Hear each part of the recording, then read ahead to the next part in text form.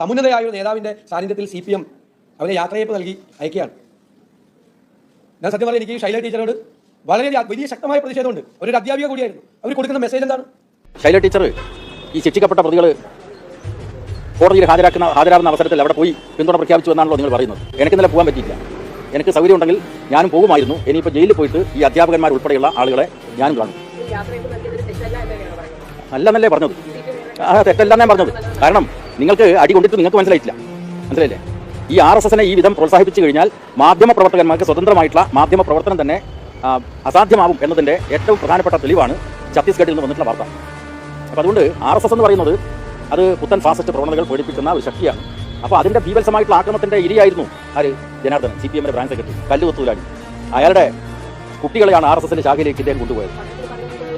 അല്ലല്ല, പകരത്തിന് പകരം വീട്ടാൻ പാടില്ല എന്ന് തന്നെയാണ് CPMന്റെ നിലപാട്. പക്ഷേ ഈ ജനാർദ്ദനെ പോലെയുള്ള ഒരു പൊതുപ്രവർത്തകനെ ഈ വിധം പരസ്യമായിട്ട് ആക്രമിച്ചപ്പോൾ ആ നാട്ടിൽ നിന്ന് രോഷം ഉണ്ടായിട്ടുണ്ട്. അതിനെ അടിസ്ഥാനപ്പെടുത്തി ഈ സംഭവം ഉണ്ടായിട്ടുണ്ട്. ആ നിലക്ക് കണ്ടാവും. നമ്മളെല്ലാം ഞെട്ടിക്കുകയും നിരാശപ്പെടുത്തുകയും ചെയ്ത സംഭവമാണ്. ഒരാളുടെ കാല് വെട്ടിയതിന്റെ പേരിൽ 30 വർഷത്തിന് ശേഷം സുപ്രീം കോടതി അവരുടെ അപ്പീലിൽ തള്ളി.